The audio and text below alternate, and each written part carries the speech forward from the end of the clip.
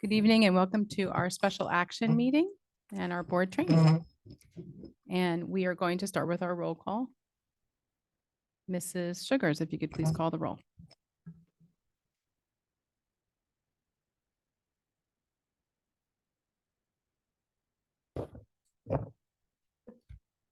Mrs. Sherfain, Here. Mrs. Gallagher, Here. Mrs. Niaz, Here. Dr. Rude, Here. Mr. Greenbaum, Here. Mrs. Winters, Here. Mr. Mayor, Here. Ms. Stern. Here. Going to read the public notice and then we will do our pledge of allegiance. Public notice of this meeting pursuant to the Open Public Meetings Act has been given by the board secretary on March 12, 2024 in the following manner. Posted notice on the school bulletin board at the administration building, transmitted to the Courier Post, Philadelphia Inquirer, and the clerk of Cherry Hill Township. Please now join me for the Pledge of Allegiance.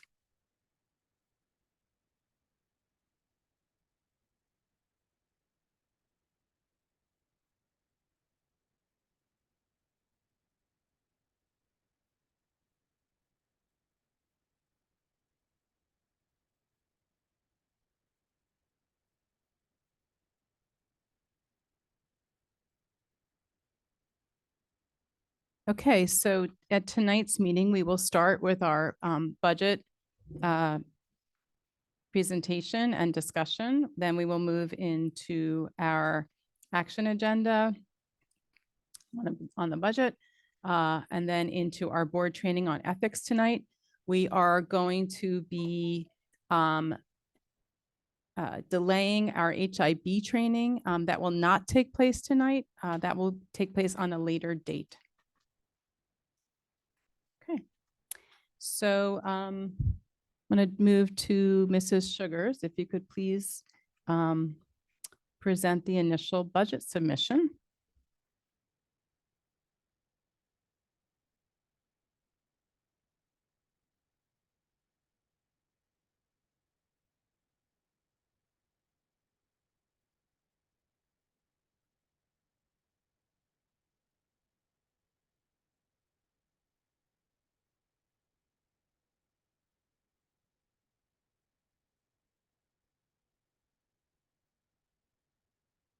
We had scheduled this additional meeting in order to discuss and approve our budget.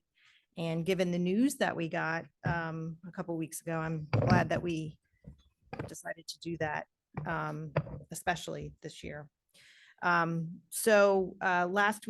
board meeting when we met, we kind of laid out where we were, what things were looking like, kind of a worst case scenario, in terms of tax impact, what potential cuts could be. I am pleased this week to, be able to talk about the budget. Again, keeping in mind that this is a two-step process. The budget that we will approve tonight is due to the county office by tomorrow.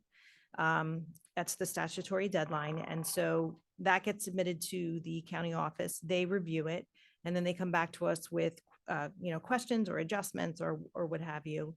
And then on April 30th, we will have our public hearing on our budget. At that point, we will finalize our budget and we will, be able to move forward and prepare for the next budget year. So tonight's going to be a lot of numbers. I didn't put any charts or graphs in just in the interest of time, but I do want to talk about these numbers and go over a couple things here. So typically when we break down our budget, we break it down between distributed and undistributed costs. And distributed costs are costs that can be attributable to a particular grade level or a particular classification. And so that first group of costs is summarized here. We have our regular education costs, our special education costs, our basic skills and bilingual, our extracurricular and athletic, and our other instructional programs, which is a summer program. And so I just want to go over these quickly as we compare them. First column that we have is what we actually spent in 22-23. where our budget is right now in 23-24 and what our proposed budget is for next year. So a couple of things I want to highlight. One, you see a large difference in the special education line. That is not a cut in programs at all. In fact, special education is the one area of the budget where we're actually adding staff. The reason you see a difference there is because we actually reallocated funding from special education, contracted services. We actually moved to a different budget line. And the reason we did that is because it's for ease of budgeting and ease of, instead of moving the contracted services amongst the different special education programs, we can kind of just keep them in self-contained and related services. Makes it easier for budgeting. And so we decided at this point to move those contracted services, and I will show you where that increase is in that side of the budget as well. So that is not actually a decrease in special education and extracurricular and athletics. We are making some cuts there. We also took a hard look at some of our clubs and who's participating in the clubs, and do we need to budget for certain stipends because the club isn't actually running. So we based our budgeting on the PCR this year as opposed to just what's in the contract. So there are some cuts there, but not quite as much as it looks there. So overall, our education costs are increasing by $225,000, about 2.2%. We flip over to the other side and we look at our undistributed costs, and these are our costs that are not distributed to a particular program. These are things like, our student services, which includes guidance and child study team, nurse's office, attendance office, and those kinds of things. And this is the line here where I talked about we shifted some of the programming. You can see a fairly significant increase in that line of about 3.5 million. And so that's where we move those contracted services to, again, for the ease of budgeting. And so you can see that change was made there. You can also see that we have other increases, maintenance and security, transportation. We have a fairly significant increase in partially because of the CPI, which is 5.81% this year. Most of our contractors renewed at that level. And then we'll have some additional transportation costs this year because of the additional preschool students. So we have somewhat of an increase there. And then with employee benefits, although our medical benefits did not increase, we have other benefit lines such as pension contributions and things of that nature that are increasing. We also, at this time, even though we didn't have an increase in our health benefits, we like to look at our census. Sometimes what we budget for in the previous year, people change statuses and those kinds of things. So we took a look at that and budgeted health benefits based on our current census. So there's a small increase there as well. And so our total support or operational budget, as you can see, is increasing in those areas because of those increases. Overall, Fund 11, now Fund 10 is a combination of Fund 11, which is your day-to-day operating costs, Fund 12, which is your capital outlay costs, and Fund 13, which is your special schools costs. Fund 11, which is your day-to-day, the meat and potatoes of your budget, as I like to say, is going to increase about 7.8 million or 3.3% for next year. We look at our capital outlay budget, you can see that some of these areas are the areas that we absolutely pulled back on because of the change in our state aid this year. So we will have some reductions in that area significantly from our capital reserve account. In 23-24, we had applied for some ROD grants. We had to provide our local share for those ROD grants. Some of those were not awarded. Some of them were, the preschool ones were. So we're pulling back on some of those projects. We're focusing on things that need to get done and things that are complementing the bond referendum work that we're doing. So we have a significant decrease there in capital reserve projects, as well as a decrease in equipment and construction. And so you can see overall, Fund 12 is going down significantly. And our total general fund budget is increasing by about 4.5 million or a negative 1.8%. We look at this a different way. If we often break up our budget into a couple main categories, salaries being one, benefits the other, and then what we like to call other, which is everything else that isn't salaries and benefits. And you can see there where we have some increases there. We have some a new category this year. This is the contribution to preschool. We started our preschool program last year. We're expanding it, moving into, we started it this year. We're expanding it, moving it into 24-25. And so the way that the preschool funding works is it's actually a special revenue fund, but there is a certain amount of a contribution out of Fund 10 that goes into Fund 20. It's a little bit of a unique situation. We really don't treat any of our grant funding that way. But in this particular case, we have a contribution from the general fund into Fund 20 for preschool, and that's broken down into inclusive students and regular education students. And so that's a new category for us this year.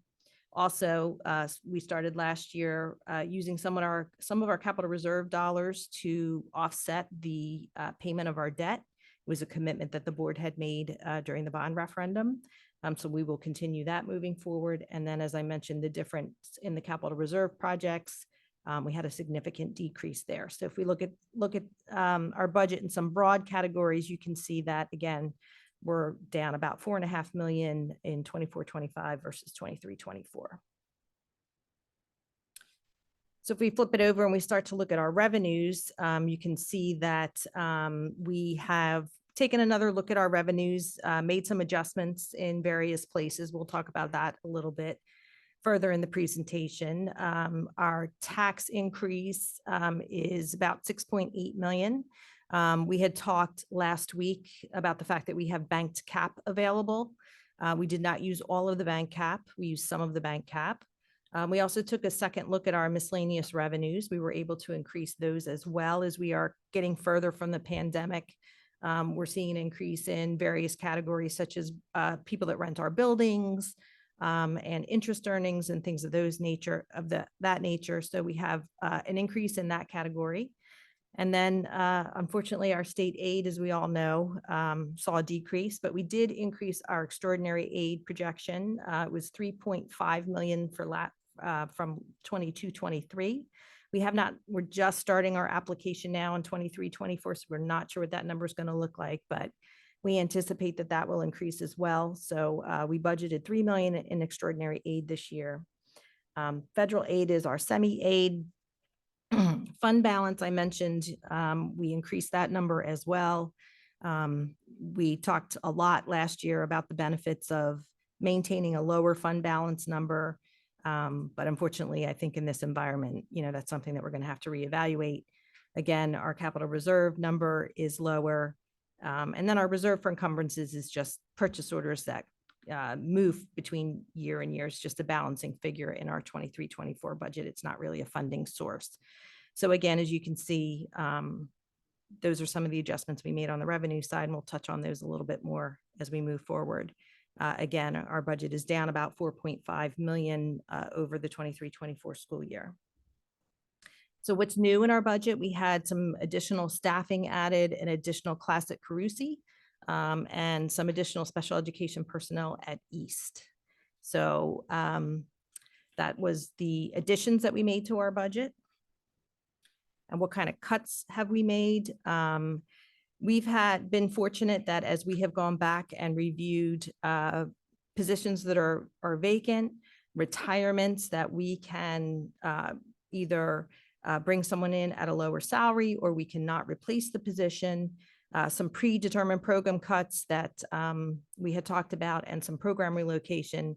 We don't think that we're going to have to actually we don't think anybody's actually going to lose their job. We think that we're going to be able to, through those various mechanisms, be able to maintain our current staff.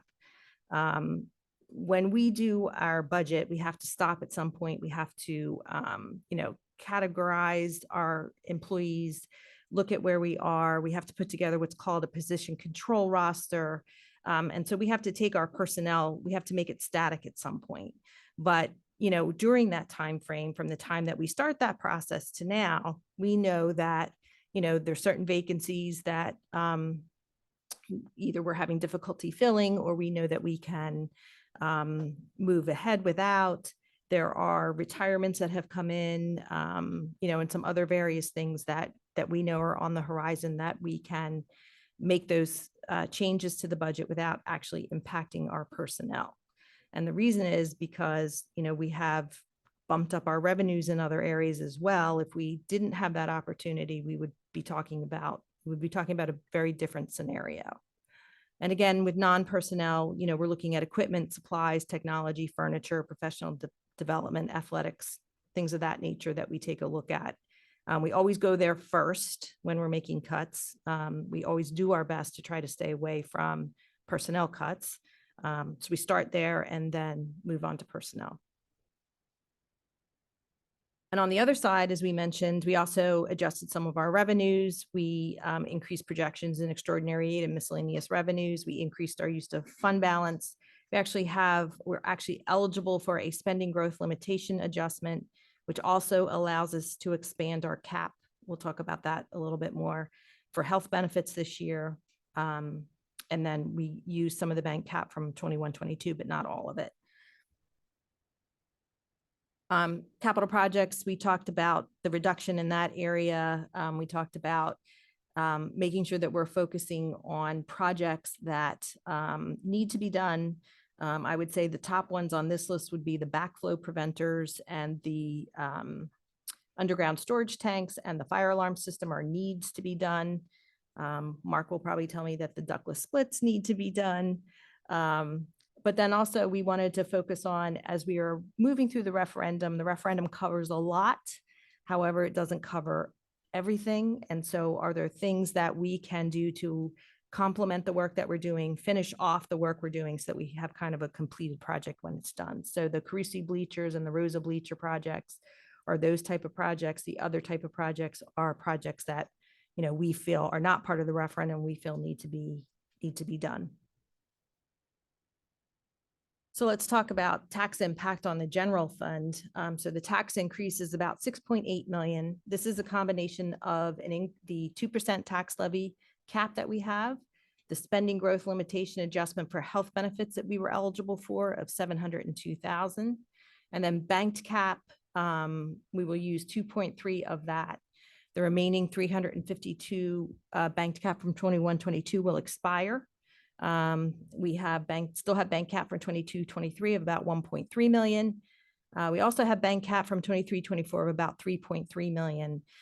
Even though we went to the full 2% last year, we also were eligible for a spending growth limit, or I keep saying last year, it's actually this year.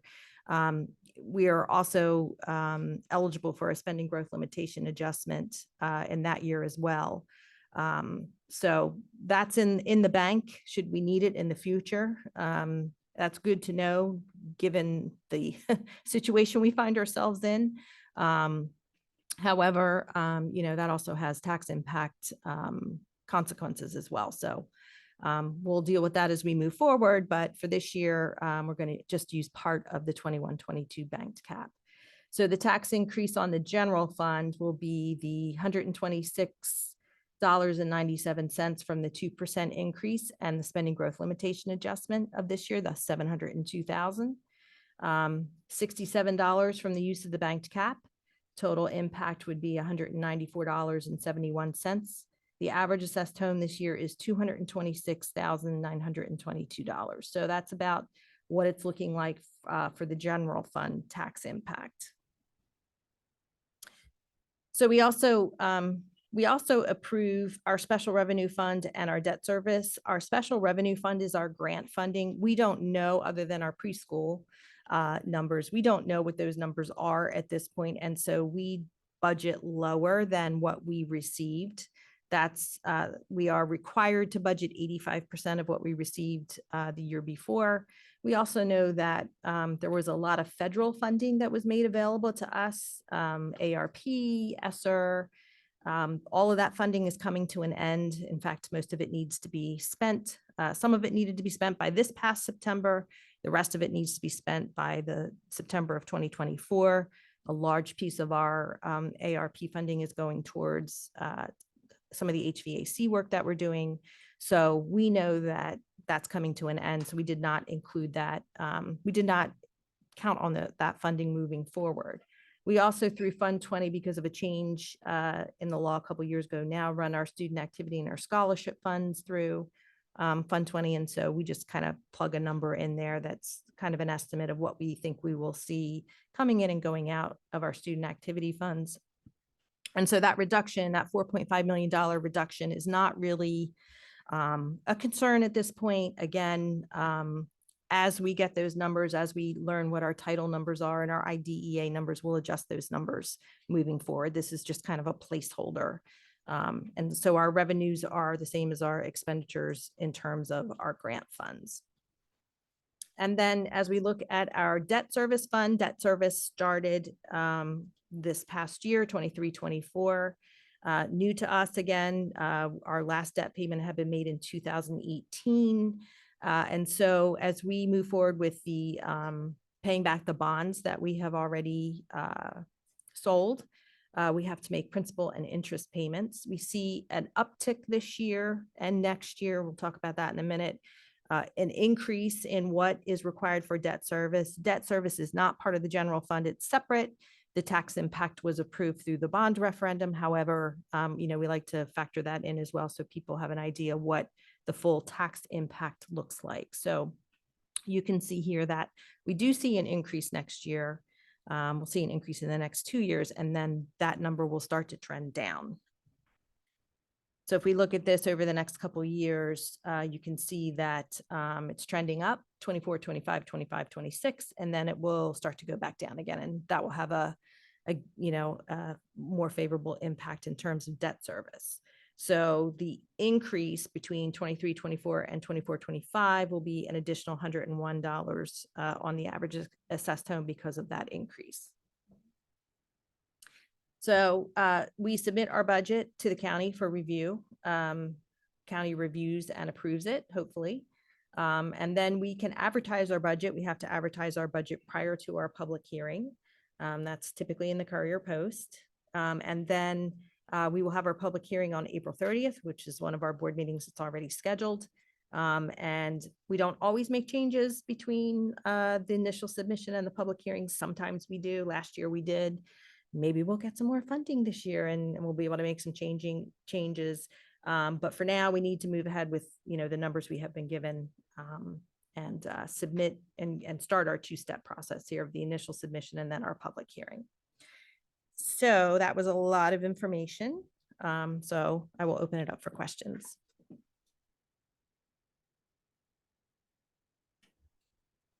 Board members have any questions?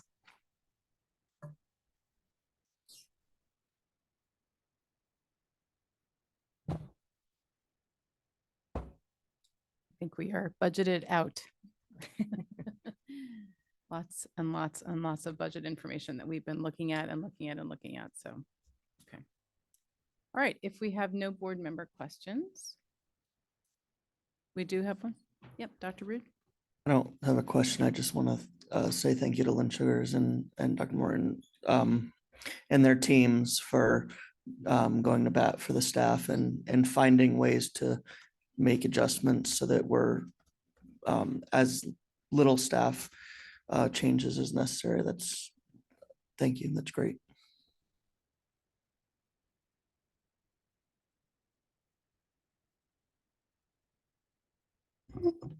Well said. Any other board members have any questions they'd like to ask? Okay. All right. Thank you, Mrs. Sugars. I know you told us you were a little cross-eyed at this point in the day after all of your hard work on the budget. We really appreciate everything you've done, and I just want to say thank you for taking a relook at the bank cap use, being able to back away from some of that.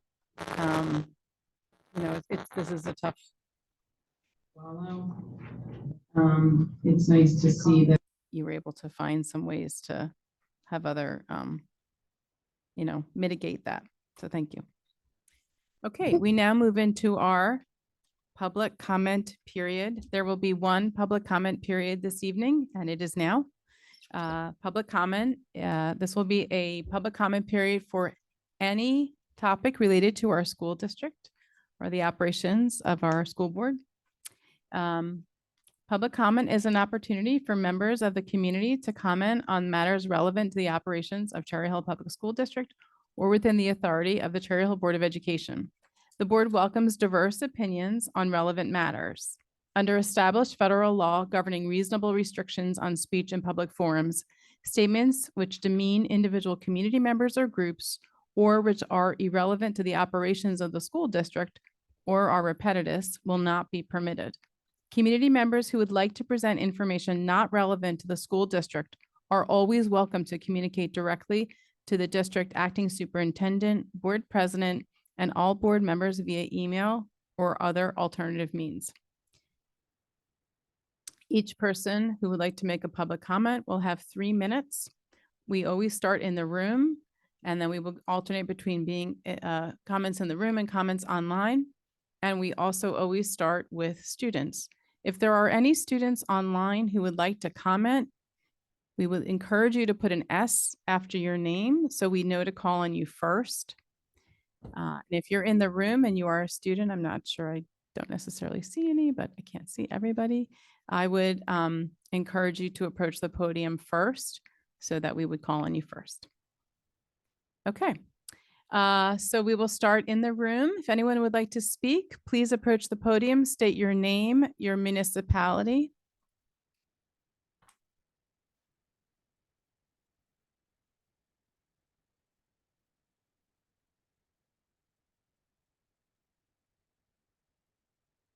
Rick Short, Cherry Hill.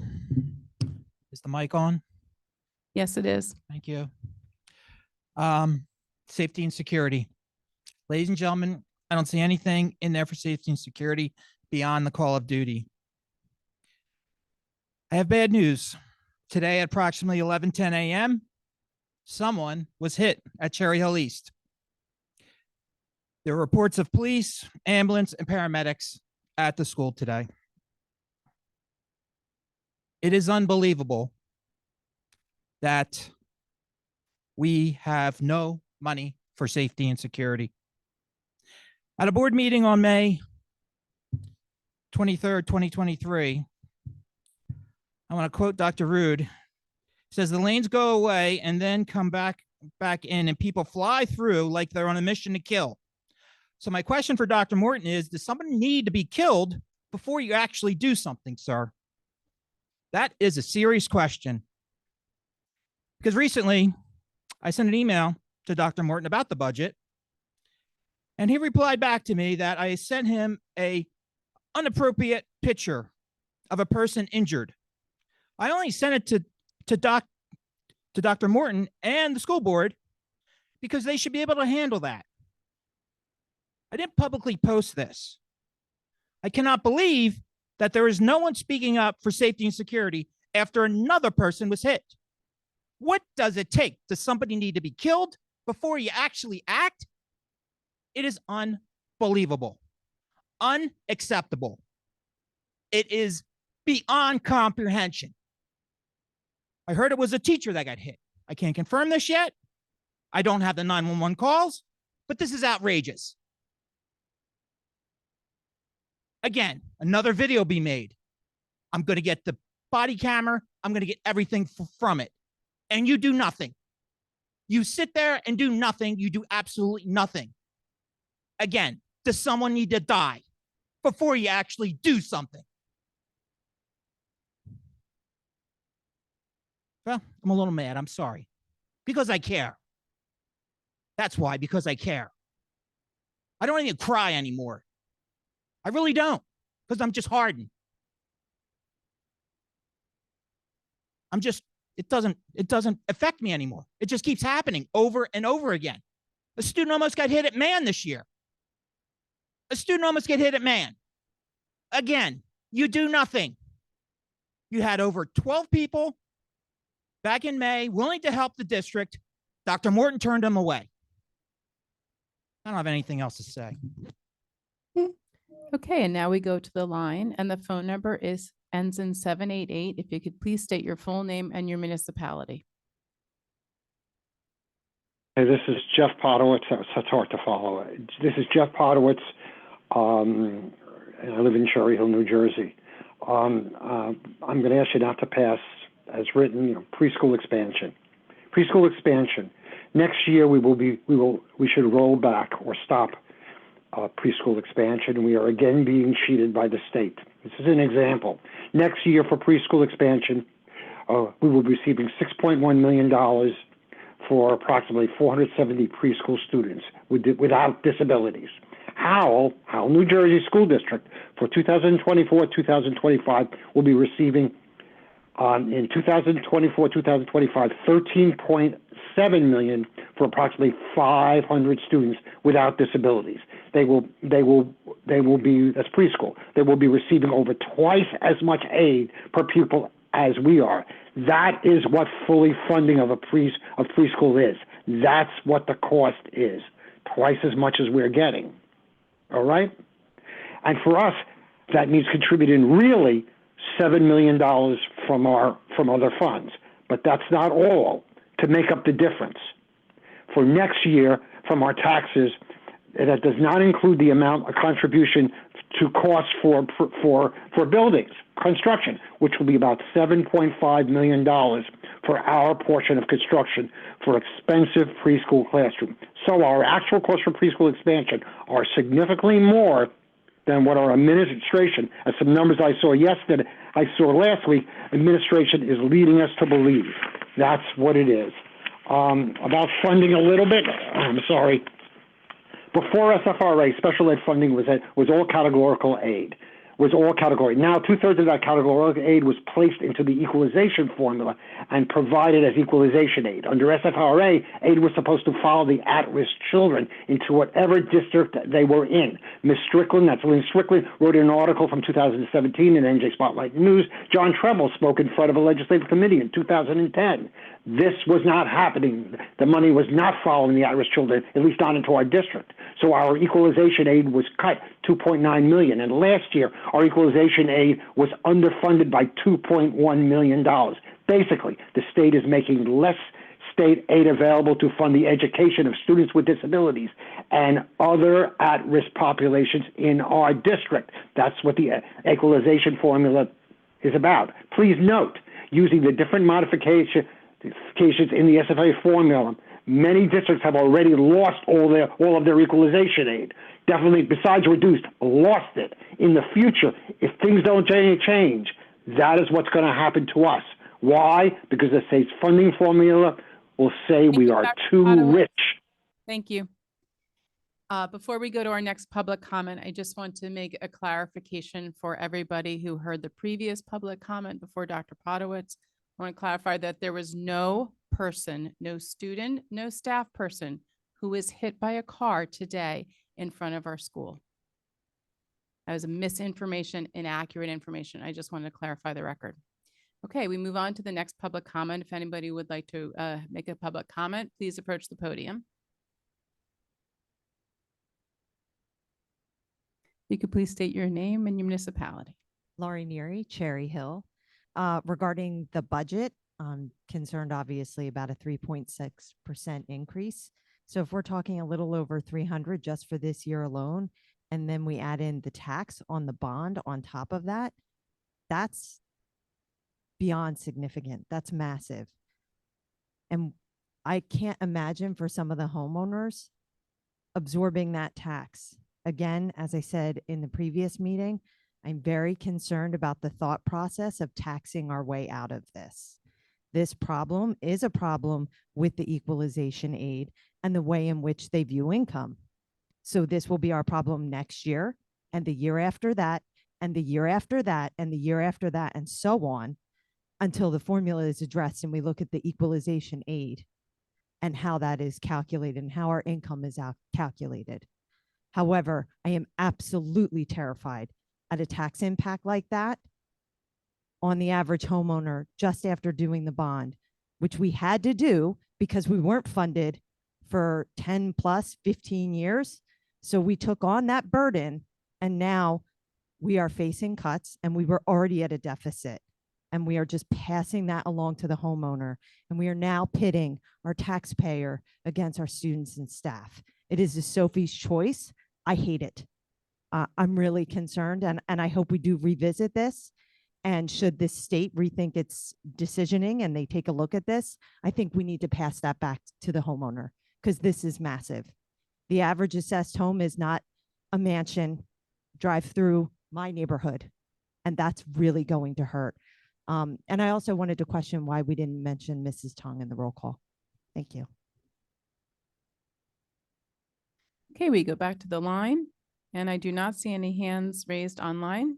So we go back to the room. If anybody would like to speak, please approach the podium.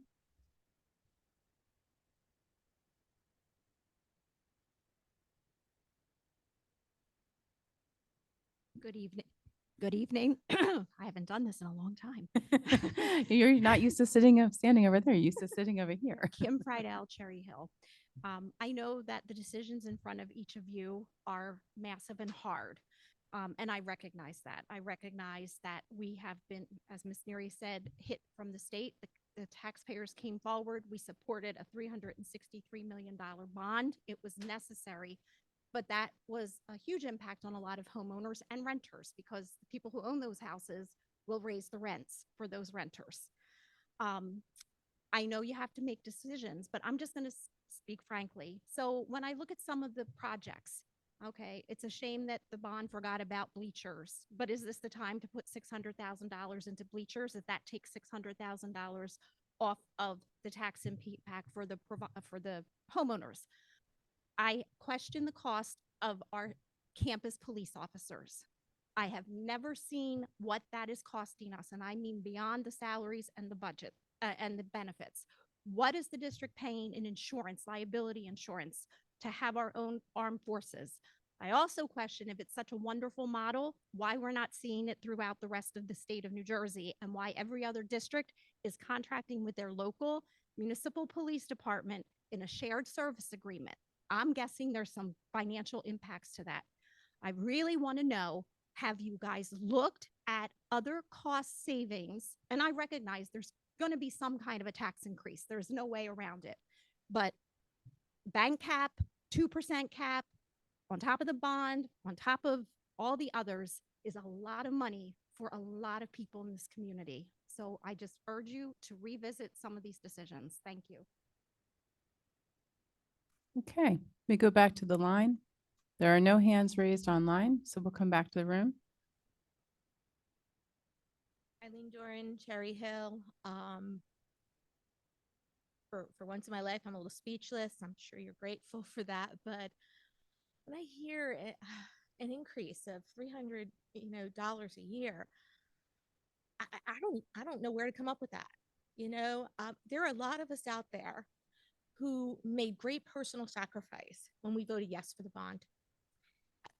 I don't have kids in the school anymore. I still voted yes for the bond because I'm all about the kids. Otherwise, I wouldn't be here all the time.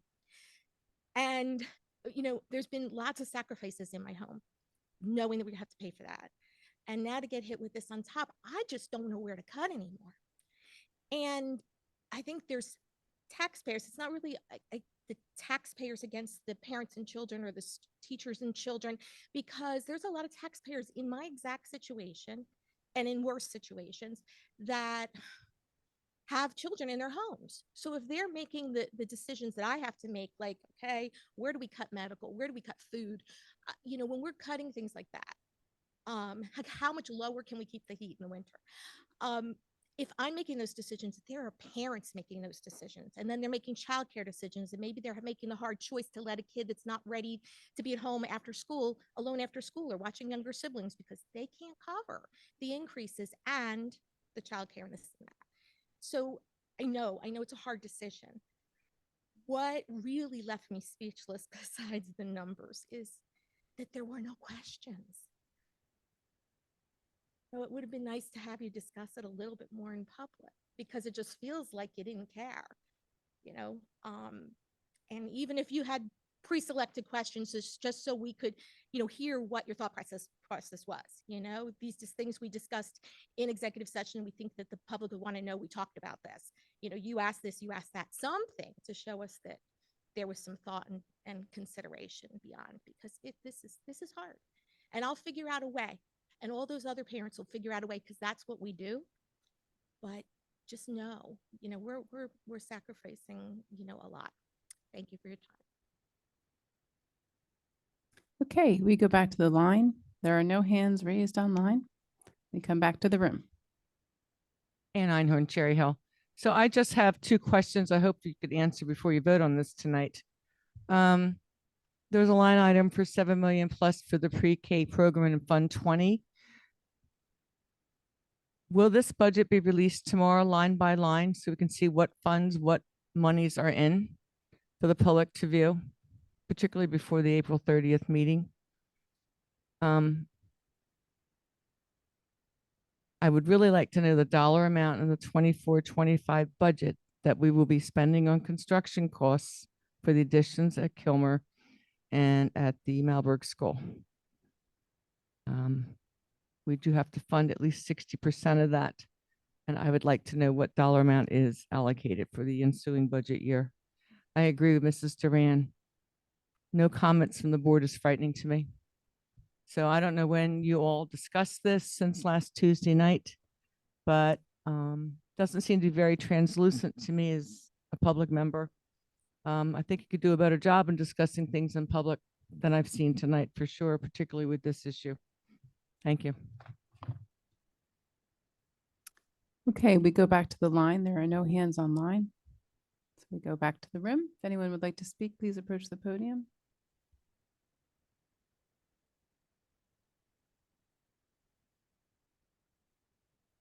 Okay, if there's nobody else who'd like to speak, we're going to close public comment. And I'm going to say a couple words. First of all, I think regarding this very difficult decision that is being contemplated by our entire community, I would, agree in the sense of it being a Sophie's choice. I think it's a really difficult decision. It's a huge ask for what the school district, where do we cut? And we are cutting just to figure it out. As Dr. Morton testified last week, we have a $14 million swing in our funding from last year to this year. That's an unbelievable number. So we're pushed into a really difficult position. And the community is pushed into a difficult position, more importantly. I hope that, and I think some of you who are here tonight, some of you are online, and many of you in the community, you're coming to join us tomorrow when we go to Trenton. And we have a chance to address what this means to our community, what this means to our students, what it means to our taxpayers.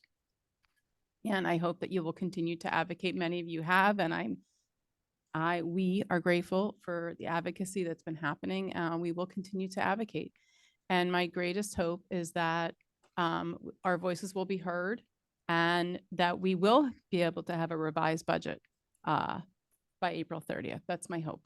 I have no crystal ball to know what will happen in the future, but that is my hope. So those are my comments and responses. I think, I want to thank Mr. Greenbaum, who has really kind of taken the lead as the chair of BNF to look at the numbers, discern the numbers, distill the information, make sure that with what Mrs. Sugars has been sharing via Dr. Morton, that there is a great understanding. These have been ongoing discussions.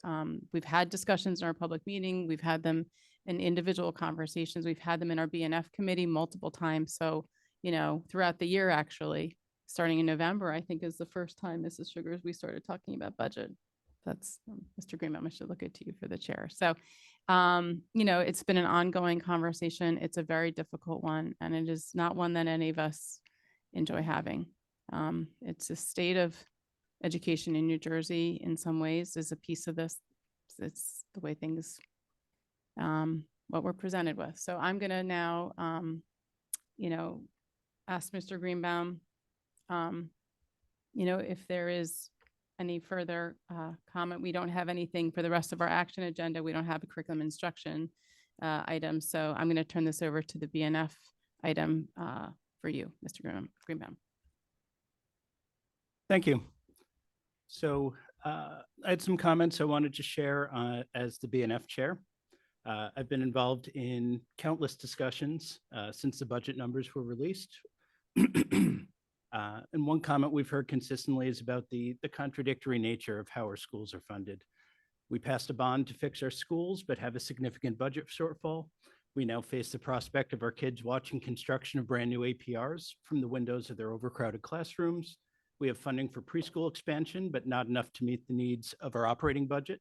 We face the idea of parents being unable to get academic supports for the kids while seeing the preschool program grow. And the bottom line is these are separate funding buckets. They can't be commingled. They can't be repurposed. None of these things are really being done at the expense of anything else. And if you think that doesn't make sense, you're not alone. Dr. Morton testified about school funding in front of the Senate Budget Committee last week. A large contingency is heading to Trenton tomorrow to testify in front of the State Assembly. I urge all residents to get involved in the efforts being led by the Fair Funding Committee and Zone PTA and supported by so many other wonderful organizations to advocate to restore and stabilize our funding. That being said, I do want to take a moment to acknowledge the hard work of our administration in putting this budget together. Dr. Morton for providing direction to minimize the impact on our students and staff, Mrs. Sugars and her hardworking staff for putting together a budget that minimizes the impact on our students. We're not going to see any increase in class sizes. We're keeping all of our academic supports in place. Our students should not see the impact of these cuts. It minimizes the impact on our staff. The majority of these cuts are from vacant open positions, and it sounds like we shouldn't be seeing anybody actually being eliminated. And it reduces the tax impact on our community. With the deficit this big, it's inevitable that we need to use some of our banked cap. But this budget does not use all of it from 21 and 22, and it doesn't touch the non-expiring portion. I hope many will at least appreciate lessening the burden where we can. With that being said, I guess it's time to move the agenda. Thank you. Yes, Mr. Greenbaum, would you move the agenda? Okay, the acting superintendent recommends, and I move the following. 9.1, initial submission of the budget for 24 and 25. 9.2, maximum travel expenditure. 9.3, motion to approve the use of capital reserve to fund debt service. 9.4, motion to approve the use of capital reserve to fund approved projects for the 24-25 school year.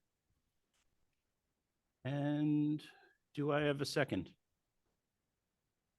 Mr. Mayor, and are there any questions or comments? Okay, seeing no additional questions or comments, Mrs. Sugars, please open the voting. Okay, board members, you may cast your votes.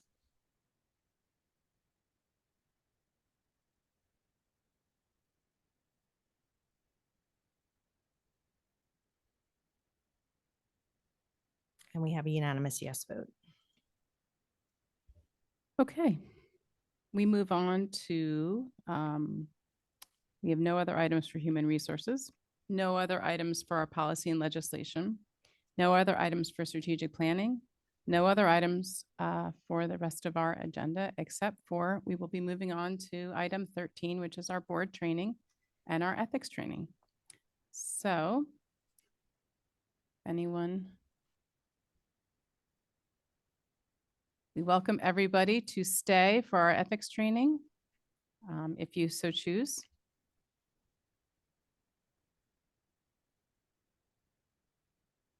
And at this time, I would like to welcome Marianne Friedman from New Jersey School Board Association. We are so grateful that you are here today to present to us on our ethics training.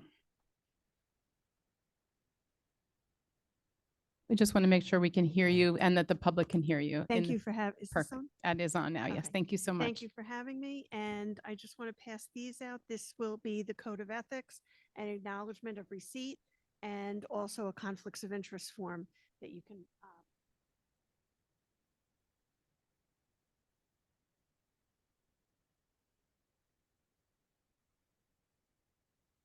Okay, so thank you for having me tonight. Jesse Adams has been your field service rep, and Jesse retired on January 1st, and we wish him the best. And we are literally scrambling now to be able to, the rest of us, to take care of Burlington and Camden and Mercer County. So I was very happy to be able to come in tonight. So thank you for having me. I've actually been with the association for just about 15 years now. So have had multiple counties, Burlington and part of Camden when I first started back in 2009 were part of my counties, and I also had part of Ocean at that point. So right now I'm working with Mercer and with Ocean, and as I said, we're filling in as needed, and I think we've been able to satisfy everybody's needs to this point so far. So fingers crossed that we can continue with that. So this will satisfy your ethics discussion for the year. And the content that's based in this presentation is not meant to be taken as legal advice. It is information that we're providing from the School Ethics Commission and also from our legal department. So as you know, members usually have some, sometimes they're complicated questions. They're not typically like a standard 1, 2, 3 black and white question. So if you have questions, we do suggest that you contact your board attorney for those questions. You can also contact us and we'll let you know if we have an answer or if we're going to recommend that you talk to your board attorney. So public service really is the core value that can improve the lives and the world around you. And as a school official, you have the honor and the privilege of serving the public, but that comes with responsibility. So how do we hold ourselves accountable, recognizing that the School Ethics Act is truly a minimum set of standards, of ethical standards, by which all board members should abide? I'm going to apologize for my voice also. I've had an ongoing issue with my voice since October 15th. It's just my vocal cords. Everything's okay, and I'm not sick. Usually after I start talking for a few minutes, my voice gets pretty garbly and people start stepping back away from me, but I promise you I'm not sick. So the School Ethics Act that was developed in 1991 was stipulated that it's essential for the conduct of members of local boards of education and administrators to hold the respect and the confidence of the people. And board members and administrators must avoid conduct that might be considered in violation of the public trust or which creates a justifiable impression among the public that the trust has been violated. So the School Ethics Act established the School Ethics Commission. For tonight's purposes, the SEC is the School Ethics Commission and not the Securities and Exchange Commission. It also established prohibited acts, which are the conflicts of interest, mandatory training requirements for board members, which I'll go over in a few minutes, disclosure statements, personal, relative, and financial. And as I think all of you will know, even your newest members will know because they had to have those submitted by the end of January. They're not, the SEC is not asking how much money you make or your household makes. It's asking where your money comes from in your household so that they can determine if there are conflicts of interest along the way. And then it also established the Code of Ethics in 2001, which was 9 years later. So who's accountable? The conflicts of interest and the disclosure statements are provisions that apply to all school officials. That includes board members, charter school trustees, professional NJSBA staff, of which I am one, our officers at NJSBA, and administrators who hold certificates that to serve as a school administrator, principal, or business administrator. Basically, if somebody holds a position that's responsible for making recommendations regarding hiring, then or purchase or acquisition of services, they would be considered a school official. So pretty much all of you up here and me, and possibly some others at the table, are considered school officials. The Code of Ethics and mandatory training applies only to board members and charter school trustees. You're right, there is a little bit of a delay. I think I'm catching it though. So who enforces the act? The SEC enforces the act, and there are 9 total members of the School Ethics Commission that are appointed by the governor for 3-year terms and a maximum of 5 from, there can only be a maximum of 5 from any one political party. There are 2 school board members, 5 non-school officials, and 2 school administrators. And I believe right now we have a complement of 6 that make up what should be the 9-member School Ethics Commission. So what their jurisdiction is they oversee advisory opinions and ethics complaints. Advisory opinions can only be done by a school official, and you would request an advisory opinion on something that is proposed, something that has not happened yet, but something that you think might happen. So for instance, when I got onto my board in 1999, another woman who ran at the same time as I did, and we had April elections at the time, came to us in May, I think the end of May, and said, my husband's thinking of running for town council. If he should win the election, would there be any conflicts of interest for us for me as a board member? So we submitted that official advisory opinion to the SEC, and they came back to us with different provisions and different things that would potentially create a conflict. Any kind of, if he was elected, which he ended up being elected, any kind of shared services with the township, either she would have to recuse herself or he would have to recuse. So they both couldn't participate at the same time. As I said, we had April elections then. If you went, you had to, we voted on our budgets. Our budget of the 9 years that I was on my board passed 1 year. And so we were constantly going before the town council, asking them to keep our budget whole and to not take money away from that. So if she participated as a board member, her husband wouldn't be able to participate as a town council member. So those kinds of things, any kind of land acquisition that we might try and share with the town council, all of those things would come into play. So it was great to have that information. Ethics complaints are on something that has happened. You perceive that to has happened already. So anybody can file an ethics complaint, and it's based on the code of ethics. So they would have to look at the code of ethics and decide what tenet of the code of ethics they felt a board member had violated, and then submit a complaint or a potential violation. In any given year, the SEC tells us that there are generally 85 ethics complaints that are filed and usually 35 advisory opinions. It takes 6 votes by the SEC. So at this point, all 6 would have to vote affirmatively to make those decisions public, whether it's an advisory opinion or a complaint. So the training that's mandatory for board members is now within 90 days, the first 90 days of a new board member being sworn in, they need to take Governance 1 or new board member orientation. And I remember seeing you at new board member orientation weekend, right? Okay. And so I was there for both of those. And what that gives you is the basic knowledge and skills, CUSAC information, New Jersey Quality Single Accountability Continuum, HIB, harassment, intimidation, and bullying, CSA, superintendent evaluation information, Open Public Meetings Act, and information on the Code of Ethics. So that has to happen within the first 90 days. And that came into effect for November elections just this January, but it came into effect last year for April election, folks. So now anybody needs to do that within 90 days. By the end of year 2, you need to take Governance 2, which is about finance and labor relations. By the end of year 3, Governance 3, which is about the board's role in student achievement.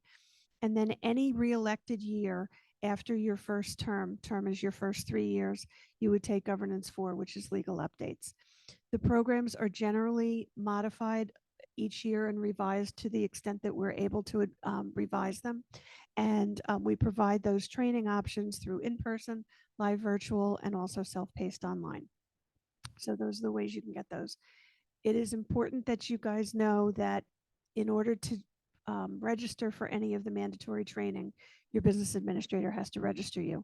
It doesn't cost the district any money outside of the dues that you already pay, but your business administrator has to register you. That's so that your BA can keep track of where you are with your training, as well as NJSBA. We have to report. NJSBA is the official organization that has to report on noncompliance for mandatory training to the SEC every year. Okay.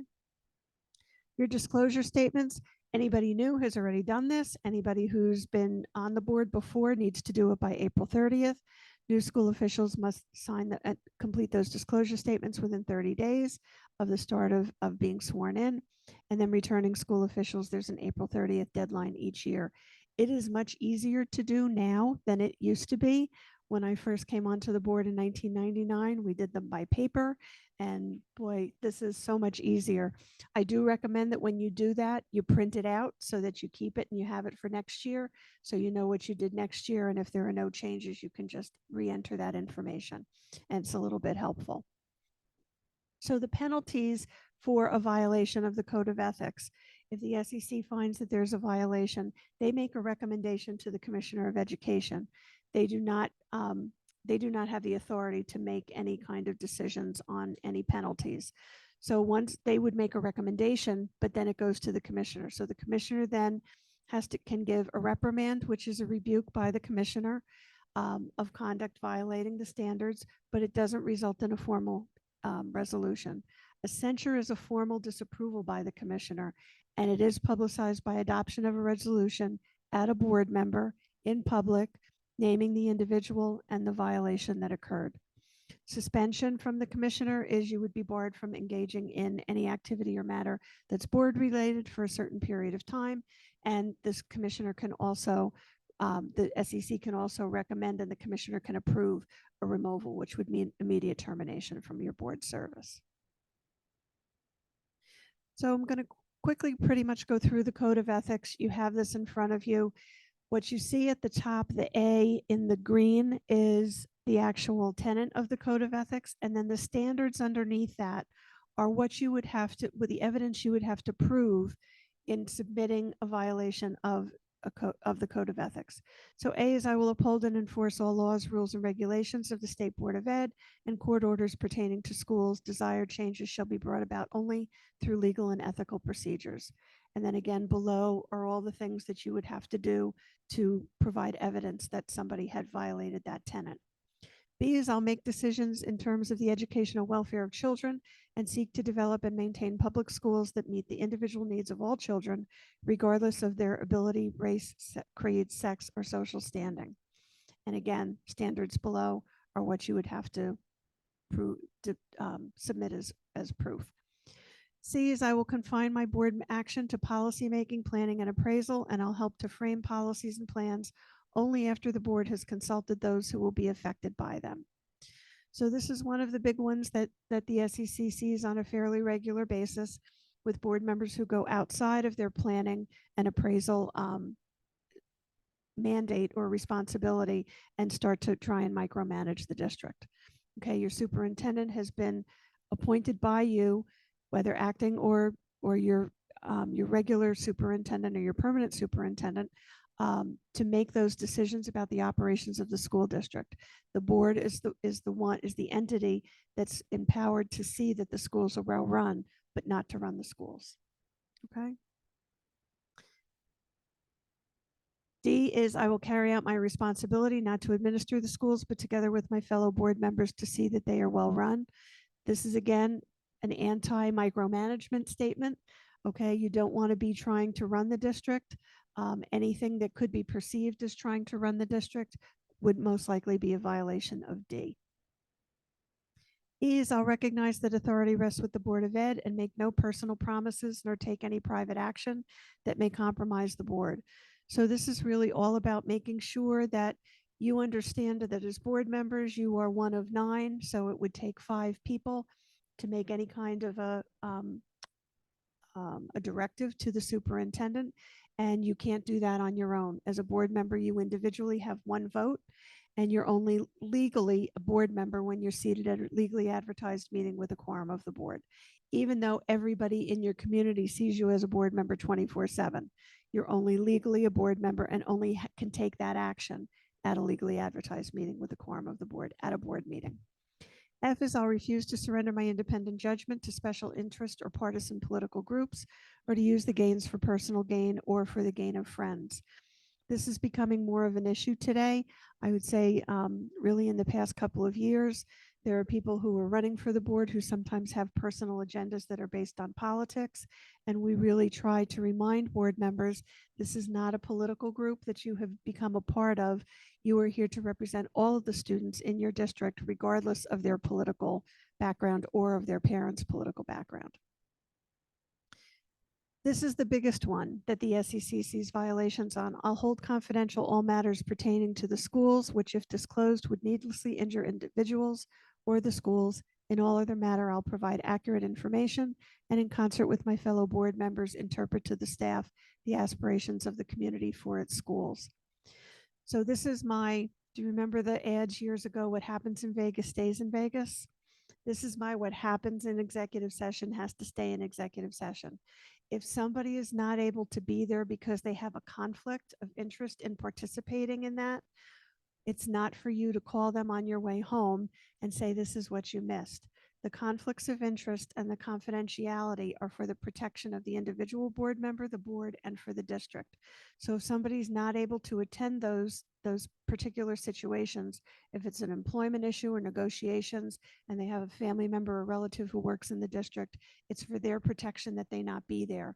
Because board members, what was happening was board members were being accused of using their influence in their vote to do favors for their family member who worked for the district. Okay, so that's really important. So everything that happens in exec has to stay in exec. H is I'll vote to appoint the best qualified personnel available after consideration of the recommendation of the chief administrative officer. This means that you recognize that your school official, your school administrator, your chief school administrator, your superintendent is the one that has the educational background, the certification, and the experience to make those recommendations to you. They are the person who's looking to make sure that the person that they are recommending is truly the best fit for the position and for the school that they will be working in and for that particular job as it stands. It's not for the board members to be going through applications or resumes or anything else.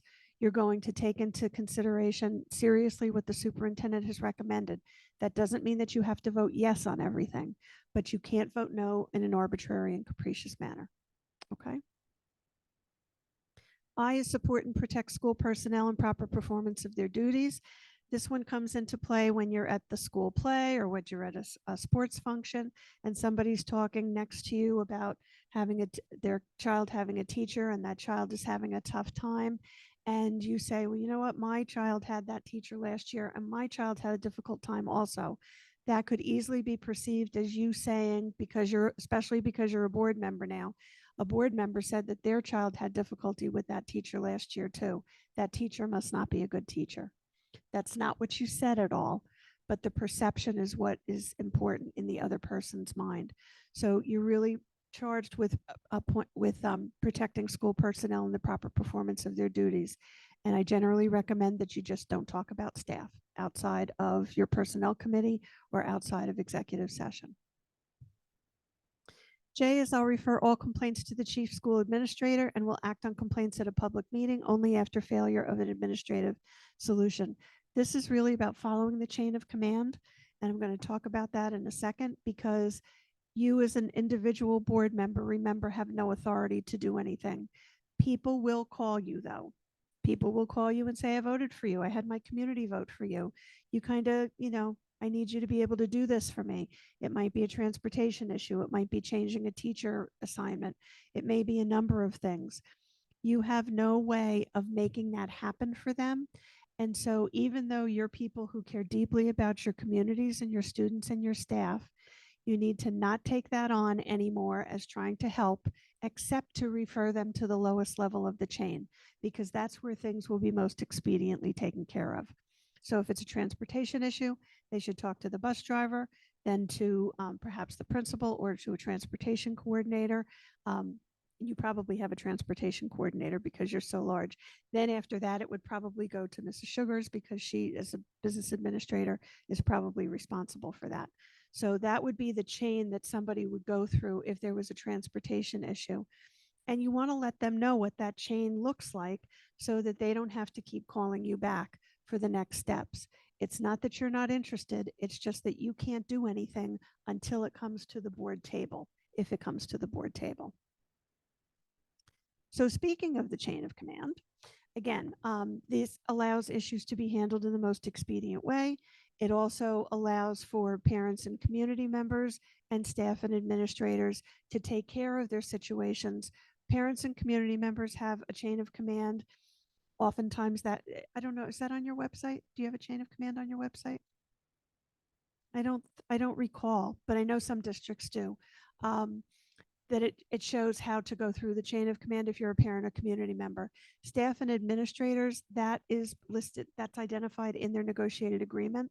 So they would be able to follow that. If it's a staff member, usually you have a building union representative that they would go to. If it doesn't get resolved there, they could go to the union leadership, which then would come to the superintendent. But these are issues that you're not going out and soliciting. Okay, so if you go to pick up your child at school or your grandchild at school, you're not asking, how's that new curriculum that the board just approved? Or, you know, how's the new technology that we approved?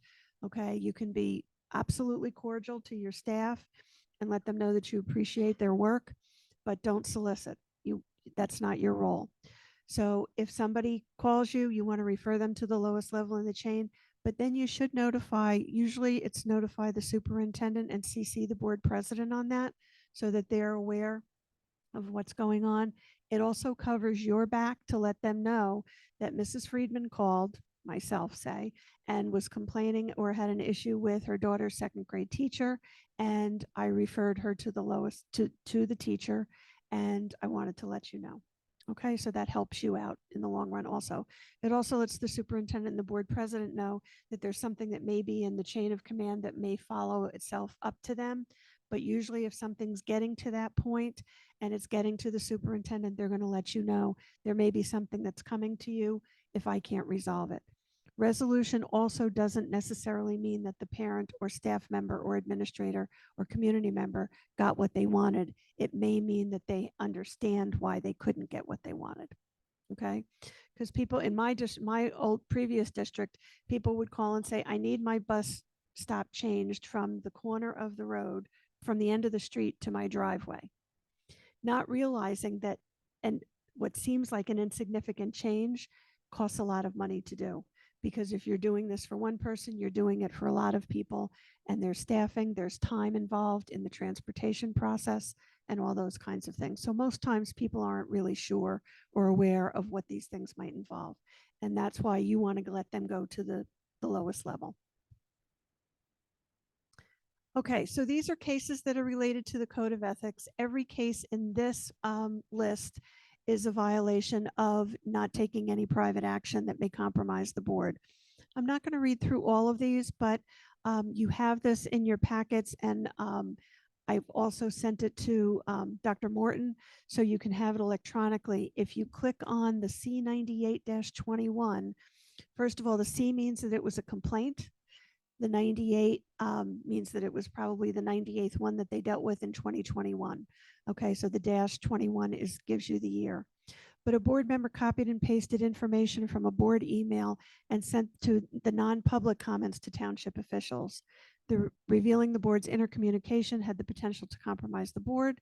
The information was considered confidential as the board hadn't yet voted on it or really discussed it. It was recommended a reprimand. So anything that says recommended, it hasn't gone to the commissioner as yet. So nothing officially has happened, but the recommendation from the SEC to the commissioner. And these all had to do with a lot of outside of really just taking that private action and trying to take care of it. Okay, and that's something that you don't want to do. The last one was a board, somebody used a board email to express their personal views on mask mandates and encouraged action. It was sent to the state legislature and members of the public, and that was a reprimand. So that was adjudicated by the commissioner and was felt to be a reprimand. These are also related to the Code of Ethics. The first one, there were 2 incidents. A member accused the superintendent of changing the graduation date due to a personal conflict, and the same member, as secretary of a local organization, was told by the principal that the chorus would not be performing in an annual event. So she texted the chorus teacher to question why. The request for the explanation from a subordinate was administering to the schools. So that was considered a censure. Okay. Members should have declined a meeting with members of the public to discuss a highly divisive board action to change a holiday name. The independent action undermines the administration's authority to address concerns and imposes an unnecessary strain on the administration and the board relationship. That was a reprimand. Okay. A board president lost an election and directed the board council to conduct research on another board member who campaigned against them. That was obviously taking private action. It used their position to secure an unwarranted privilege for themselves, and it also cost the district money by asking the board attorney to handle that. Okay, so prohibitive acts. This is just an excerpt, and you will see this in your conflicts of interest as well. You do need to recuse yourself if there's a benefit to you or as a school official or an immediate family member due to personal interest, position to secure unwarranted privileges, financial involvement, service or employment, gift or favor, or financial gain. If you have to recuse yourself because there's a potential benefit to you, you want to recuse, not abstain. Thank you. Who said that? It just went out of, I knew it was an A, but I couldn't get there.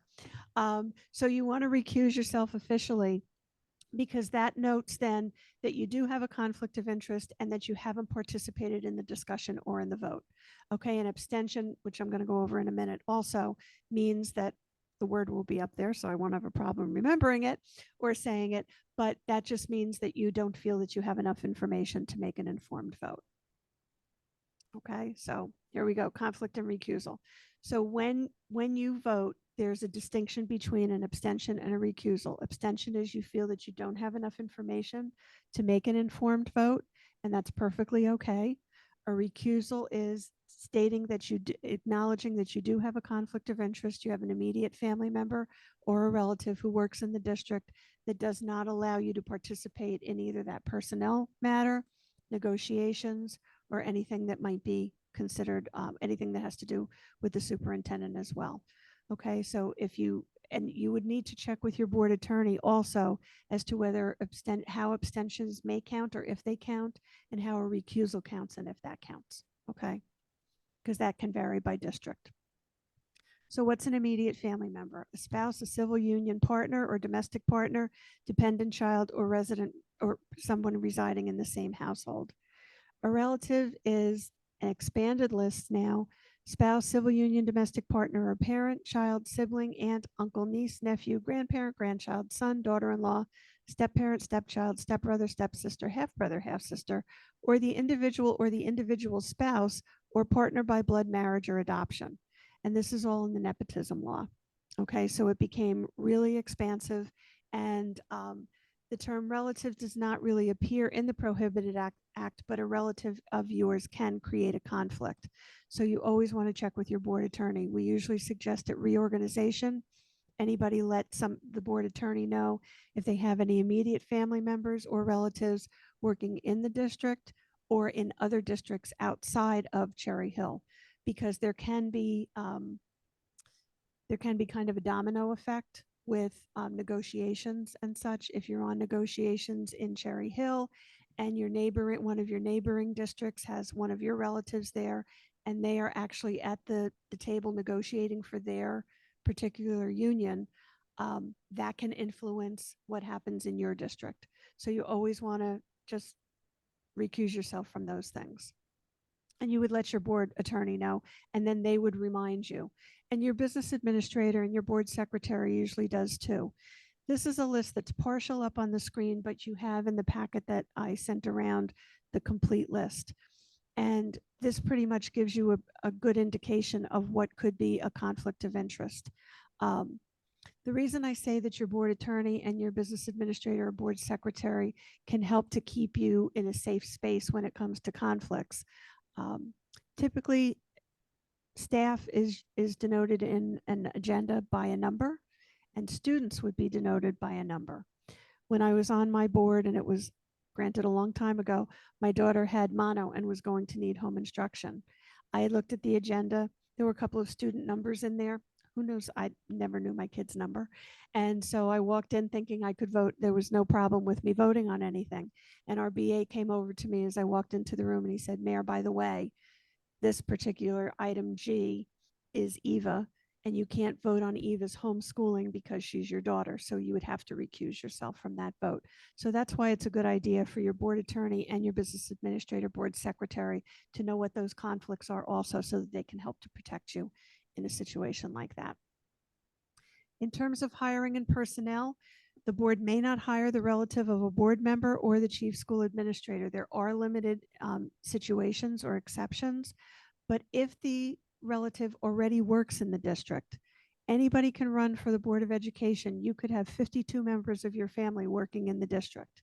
Okay, it doesn't prohibit you from being able to run or be elected to the board. But once you're elected to the board with those family members who are already working in the district, you would not be able to take part in the superintendent's evaluation or in any employment matters above your family member in the chain of supervision. Okay, so if your family member is a teacher in one of the schools, the principal or an assistant principal wouldn't be able to participate in any personnel matters pertaining to them, any supervisors, and then up to assistant superintendents and up to the superintendent. Okay, and you wouldn't be able to participate in negotiations also. You would not be able to take part in the selection or interview or selection of a search firm or of the selection of the new superintendent also, if you were in the process of a superintendent search. An administrator can't exercise their direct or indirect authority over a family member also. So sometimes there's a family member in the district of an administrator, and that just means that as they might be approved to go up the chain in the personnel department or in your staffing, they wouldn't be able to have direct supervisory experience or over their family member or relative. Somebody else would have to take that. Okay. And you would need to recuse yourself again from those. This is the chart about collective bargaining. So if your spouse and a dependent child or a dependent child or a child not dependent or relative works in the district, you're most likely not going to be able to participate in negotiations or to vote to ratify the contract. If it's yourself or your spouse or a dependent child who works in another district, okay, you would likely not be able to participate in negotiations, but you may be able to vote to ratify the contract, dependent upon whether that you, yourself, your spouse, or a dependent child that works in another district, if they are at the negotiating table, you would not be able to ratify the contract. But if they're not, if they're rank and file, you would be able to. And then a child who's not a dependent or a relative who works outside of the district in another district, you probably would be able to participate again, as long as they're not in a leadership position in negotiations, and you would be able to vote to ratify the contract. Again, we do suggest that you talk to your board attorney about that. Okay, so the conflicts about not in the unit, but the terms of employment are linked. That's when a family member or you work in another school district. Your terms of employment are linked overall if you're all part of the NJEA. Okay, that's where that piece of linked comes in. If somebody's supervised by employees in the district, or if an immediate family member or relative has that heightened union involvement. And back in, I think it was 2010, the endorsement of a candidate by a local education or statewide union had eliminated somebody, if they were elected, from being able to negotiate in their first year. NJSBA said, what if the person didn't ask for that endorsement? What if they didn't receive any financial assistance for their candidacy? And finally, the SEC said that endorsement of a candidate by a local or statewide association or union doesn't necessarily create a per se conflict. It's really going to be on a case-by-case basis. So if a board member, if a person who's elected to the board was endorsed by a union, you would have to ask for an advisory opinion on that. Okay. These are all issues with the prohibited acts. I'm not going to go through those because you have them and you can certainly look them up. They're very interesting. This stuff is always pretty interesting. And as I said before, sometimes something may look like it's exactly a situation that you may have, but there may be one special thing about your situation that you may have to ask your board attorney or ask for an advisory opinion on, okay? The impact on committee assignments when a relative works in the district. This is fairly new. This came about last year. I think it was over the summer. There was a board president who had a child who was an instructional aide in the district. And one of the members of the board asked for an advisory opinion on whether the board president could select chair people for certain committees. And we had always been told that the only thing that having a relative who works in the district would impact is superintendent's evaluation and anybody in the chain of supervision above your family member. The SEC said that in these cases now cannot choose any committee. The board president would not be able to choose any committee members, nor be on the committees involving the local education association or matters related to the superintendent. So this knocked the board president out of providing, assigning committee chairs to personnel, negotiations, instruction, and finance. She couldn't participate in any of those committees, nor could she appoint chair people to those committees. In the same district, another board member's spouse is a 10-month employee in the technology department. Again, it used to be that you would just not be able to participate in the superintendent's eval, anything to do with the superintendent or any personnel matters involving supervisors above your family member. The SEC said that they can't be involved in any matters, including service on any committee that remotely touch upon or directly relate to the spouse's employment, including without limitation, personnel, negotiations, and or finance. So these things are being expanded at literally like as they happen and as people bring up these kinds of situations. So if you're in that situation, always talk to your board attorney first, ask for their best recommendation as to whether you can appoint or whether you can serve on these committees, okay? Because it can lead, now with this knowledge, it can lead to an ethics violation, okay? Impact on executive session. There was a member who attended an executive session discussion on candidates to fill the vacant board seat, and the board member's husband had applied. Another board president attended multiple discussions on a matter involving their spouse. The other members were unaware of the identity that the spouse was indeed a spouse of a board member, of the board president. Both cases, the board counsel was consulted first. They felt that they, for some reason, had said that it was okay. The SEC said that once there's a conflict, and the board member and the board president should have realized that. So there was censure on both of those. So just be aware. Volunteering in the school. You guys are all people who, as I said before, care deeply about your communities, your staff, and your students, and you generally have come from volunteer positions in the school. You can still volunteer in the schools, but you need to be aware of the degree of your involvement and also the degree of authority. So you should not be ever responsible for students or staff or supervising students or staff or providing them with any direction. And the degree of involvement has to do with the frequency that you're in the buildings. So sometimes in large districts, a large district that I had several years ago, one of the schools they had 5 elementary schools. One of the elementary schools, the teachers expected a class parent to be in the building 3 times a week, in their classroom 3 times a week. That would be a problem for the SEC. Another elementary school in the same district, they only felt that the class parent should be in, they were only going to request that they be in once a month. That would not be a problem, okay? If it appears that you're enmeshed in the district or enmeshed in the school, that would cause a problem, okay?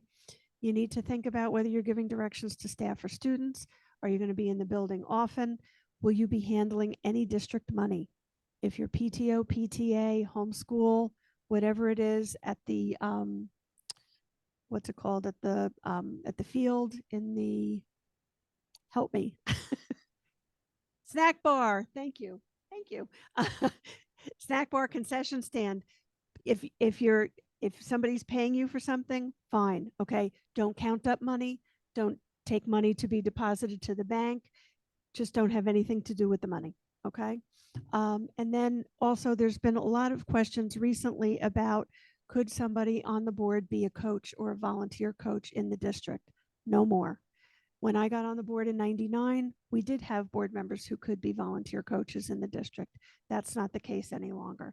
And when you think about it, it probably never should have been the case, because if you're a volunteer coach and you're a board member and you're down with the team and you're talking to team members, or you're talking now to the actual coach of the team, the people in the audience don't know that you're not directing them, that you're saying, boy, that was a great play, or to the student, you know, wow, you did great on that run.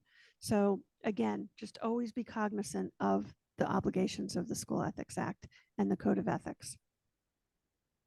Okay, we talked about voting, and you're entrusted to review recommendations by the superintendent and then vote in the way that you feel best serves the needs of the district and the students. However, you must always consider statutory obligations. So for appointment, transfer, removal of certificated or non-certificated staff, a member can vote any way that's not arbitrary and capricious. And there are a couple advisory opinions there that you may want to take a look at. Okay. A board member asked if they would violate the School Ethics Act if they vote in the affirmative on a board motion to refuse to implement the New Jersey Student Learning Standards for Comprehensive Health and PE. So this was a couple of years ago. The SEC's response was, if it was shown that the school official acted contrary to the laws, rules, and regulations promulgated by the State Board of Education, they would be in violation. Okay, but keep in mind, if you have a student that's a band member at the high school band, in the high school band, and a vote before you comes from the recommendation of the superintendent that you buy new band uniforms for the entire band, you can vote on that, because it's not just for your child. If the superintendent makes a recommendation to buy your child or your grandchild one uniform, a new uniform just for that person, that would be a problem. Okay, so you would recuse yourself from that. It's not going to happen anyway, but just to give you a kind of scope of things. Social media. Okay. Using social media doesn't necessarily mean that you violated the act, but the SEC has recommended strongly that board members, once they are elected, they don't use a campaign social media account any longer, that you put it on hold or put it on pause, whatever the terminology is for that, because just by using that, somebody in your public could perceive that you're speaking for the board. Okay, so you want to make sure, and we used to say, as long as you use a disclaimer that says, I'm a board member, I'm not speaking for the board, nor am I speaking for, have I been authorized to speak for the board, nor does my opinion necessarily reflect that of the board members, that you would be covered. The SEC has found that the content of your speech in those blogs, in those postings, may render that disclaimer meaningless if you go too far in talking about your boardsmanship. Okay, and there's a case in here where that was in point. And that's where that pretty much came from. And that was about 3 years ago. In this one, a board member asked if, as a private citizen, it would violate the act if they answered operational questions about the district on a Facebook page, a Q&A between parents and the Board of Ed. Just that statement, answer questions based on operational questions, answer on operational questions about the district, would be a violation. Okay, because they would have that information as a board member. You're perceived, whether you have additional information or not, by your public to always have more information than most often that you have. Okay, so always be very cognizant of that. And you never want to jeopardize your status as a board member. This is the disclaimer. The following statements are made in my capacity as a private citizen and not in my capacity as a board member. These statements are also not representative of the board or its individual members and solely represent my own personal opinions. So then the questions come up. If I do use the disclaimer, does that automatically protect me? No, the content of your speech matters. What would cause me to be in violation of the disclaimer? Again, it's the content. If I don't use the disclaimer, does that mean I'm automatically in violation? No, it doesn't, but they do highly recommend that you use that disclaimer. Okay, and then also monitor your content. Must I use the exact disclaimer? No, but you need to use some kind of a disclaimer. Okay. So the guidance is, once you become a board member, it's no longer appropriate to use a campaign page.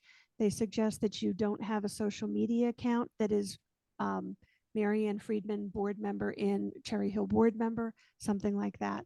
The mere liking of a social media post does not necessarily cause a reasonable member of the public to perceive that you're speaking as an official in your official capacity. And just be careful about very divisive language. There's been a lot of that going around lately, and the SEC warns board members should refrain from inappropriate communications that have no place in the educational setting, and the public ultimately decides on in their community best who's going to serve at the next election. Okay. Points to consider: we recommend that you regularly keep a list of board members who have family members or relatives who are working in the district or other districts outside of Cherry Hill. Consult with your board attorney on ethical issues. You can also check school board notes. That comes out once a week, once every 2 weeks over the summer, because we often have advisory opinions and information on new complaints in there. Just remember, the SEC wants us to remind board members that they may not deliberately disregard and ignore ethical standards that they're required by law to uphold and enforce. When board members do so, it not only threatens the integrity of the board, it also unnecessarily compromises district personnel and subverts the very purpose for which board members are elected, namely to serve the needs and the school district and its students. Okay, these are some of the resources that you go to, and you can also click on any of those sightings within. If it's an A, it's an advisory opinion. If it's a C, it was a complaint. Okay, do you have any questions?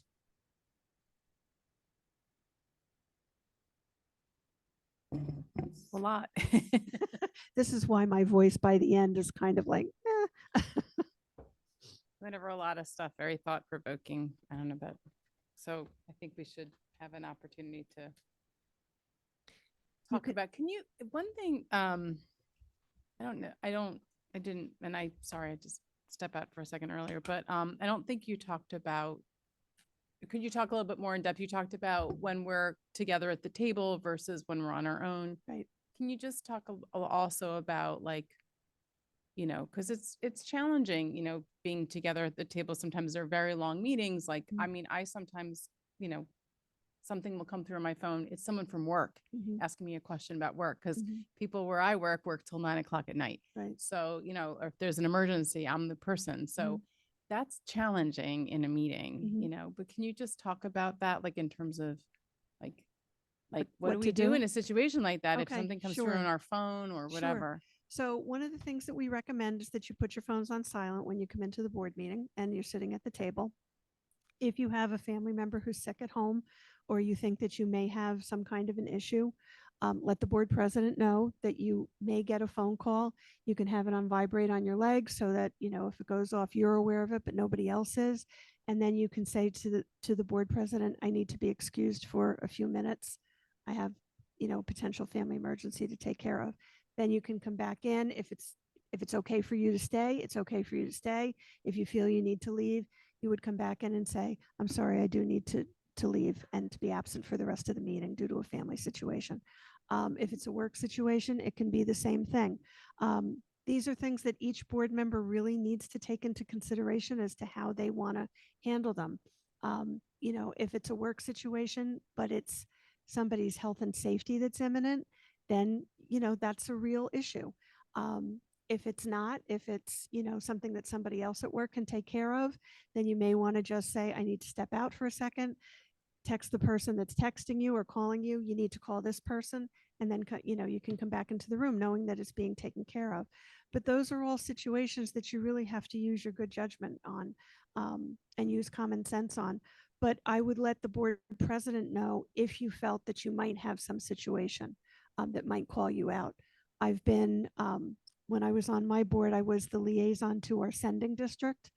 And while I was seated at the board table, a board member that was sitting next to the vice president, so they were right up at the front of the dais, got a phone call, phone rang, actually took the call at the at the dais, and everybody was like, what is this? And I know that the board president spoke to that person afterwards and said, if you need to take a call, please excuse yourself. So you know, we're all human beings. We all have families that we're taking care of. We may have elderly parents that we're taking care of, or other family members or small children, relatives, situations at work. Just let somebody know if you if you have the advantage of knowing that something might be going on. If you've got a sick kid at home, say, one of my kids is sick. I think they're going to be okay, but if things turn, I may need to leave. And then let somebody know so that the board president at least knows. And likewise, if you're not going to be able to get to a meeting, or if you're going to be late for a meeting, let the board president or the board secretary know, or the business administrator know. There's nothing that, well, I won't say there's nothing worse. There's a lot of things worse than sitting in the audience and hearing the roll call and have somebody's name called and there's nothing, crickets. Because then everybody in the audience thinks, do these people talk to one another? Did somebody call and say, I'm going to be late, I have a work issue, or I have a family issue, I'm going to be late, or I'm not going to be able to come? So always try and let somebody know, okay? Even if it's another colleague on the board, let somebody know so that they can relay that information when your name is called and you're not there. Thank Did that you. help? It did. And I Okay. just have a small follow-up question again, like, so, work very hard not to ever have anything sensitive come through, from work on my Mhm. phone, because I work in healthcare. But, Right. I know that like in the meetings, anything that goes on our phones, on our laptops, it's discoverable, correct? Yes. So like, that's a sensitive topic, right? Because if it's something like, or if it's, with one of our kids, since, Mhm. it's happened, my kids have, I'm like, they know I'm in a meeting. Why are they texting me? But, and I can't respond, but it's, I don't know. I find that it's just tough because we're all so used to being responsive to our phones. Right. It's such a And tough It's situation. harder today than it was even 5 years ago. So what you should know is you each have a district email account, right? Okay. Anything board related should go through that district email account. Nothing should go through a personal account, because if somebody Oprah requests your emails, your attorney will only need to look, or your IT people will only need to look at the server and pull those emails. Okay. If you're using a personal email address as well, and those records are requested, those emails are requested, you're going to be paying your board attorney to go through all of your personal emails to pull out anything that's not that's board related. And I don't know about you, I don't do anything on my personal account that I wouldn't necessarily want on the front cover of the Asbury Park Press or whatever the newspaper is, but it would just be, to me, that's an ew. I don't want somebody else going through my emails. I have nothing to hide in them personally, but I also just somebody else going through it. It's like, it's not nice. So always use your district email account. You could get your text messages requested, and then your board attorney would probably need to go through those. Okay, they really are going to focus on what's board related. But if you can do it with a phone call, do it with a phone call. Be careful about texting and things like that on your phones, because they're not district phones, so they're personal phones and they're open to that. Okay. Yes. Thank you. So I just wanted to follow up a little bit about the social media piece, because I think in our community, as I'm sure in a lot of communities, a lot of discourse around what goes on with the board happens on social media where we cannot respond. And I think it's just a continual source of frustration. I'll just speak for myself that I feel like we have the meeting and then people start sending me screenshots of things that people are talking about on Facebook, but I'm unable to respond. And then the discourse goes on. So the way that we usually do it is we have the official board emails, like you said, and, if community members email the board, then either the board president or the superintendent responds on behalf of the board, because we all can't respond. Is that common is that how boards do it? Yes. So my children tell me nobody emails anymore, that only old people email, and I believe them because I'm old like that and I like it. But I mean, is there This any didn't come from a bottle. I know, right? My 15-year-old is like, Mom, nobody uses email anymore. But I just feel like, it's now, like you said, things are different now than they were 10 years ago, even 5 years ago. I just feel like I just wanted to make sure that we're doing it right, because I think it frustrates the community when there's discourse going on around things that the board is doing and the board looks like we're silent, but it's actually because we can't respond as much as we would love to. Right. You know, as much as So- I'm screaming at my computer screen, like there's nothing I can do. I know.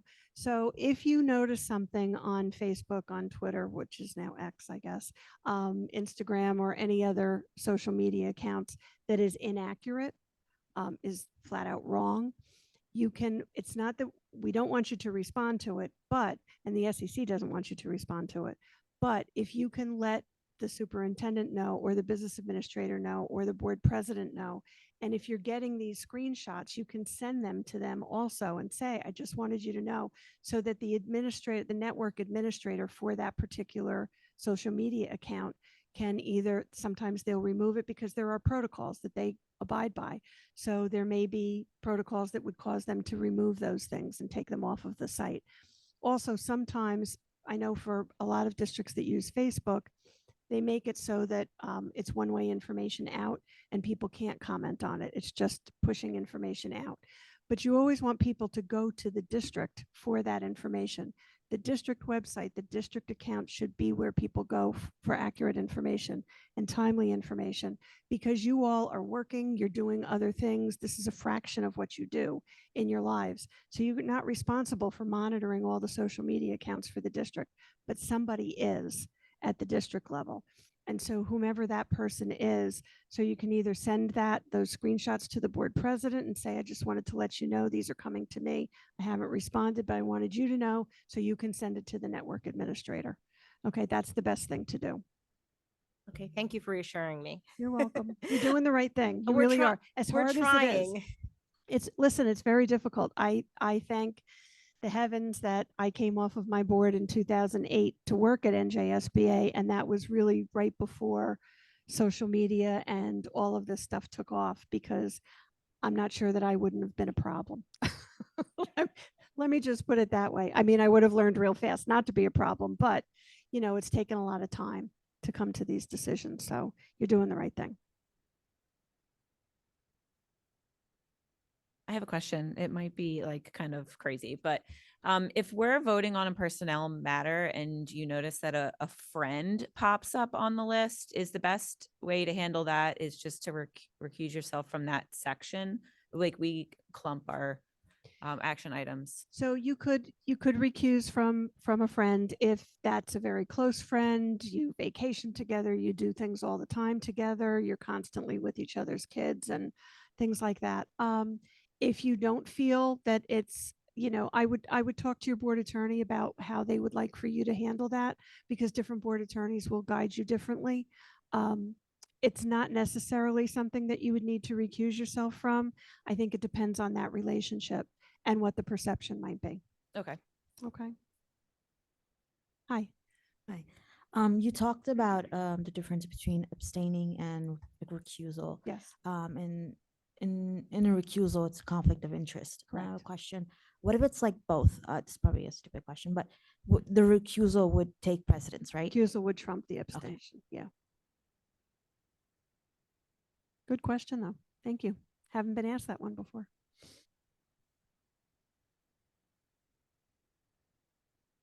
Okay. Thank you so much Oh, for no, no, everything. no. Oops. I got lots more. Just Oh, went okay. I'm away. sorry. I'm sorry. Sorry, Mary. No, that's okay. That's okay. I'm sorry. Sorry. I know.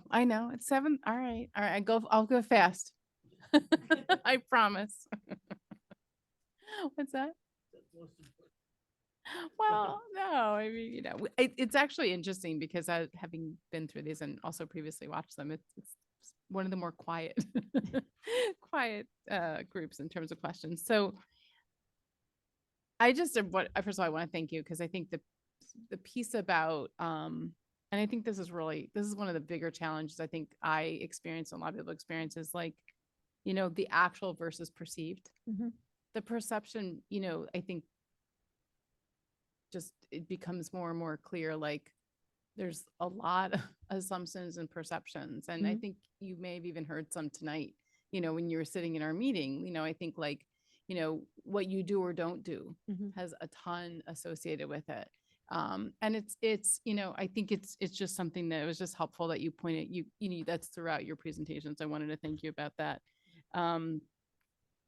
So The other piece, and I guess it just relates to this, is you talked about, if community members have questions or concerns, that, the kind of the way to approach it, the chain of command for a resolution.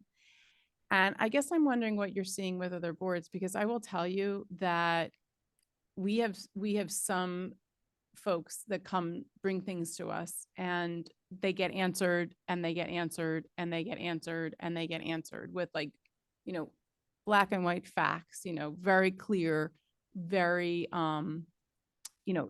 full, robust answers. And that's not, that person doesn't see that as a resolution. I guess I'm just wondering, like, from an ethics standpoint, what you do at that point as a board member who continues to see this going on. So remember, you're going to go through the chain of command. So if somebody doesn't feel that there's resolution at any point, then it will eventually work its way up to the superintendent. Hopefully the superintendent can relay that information to them. This is something that we can't do.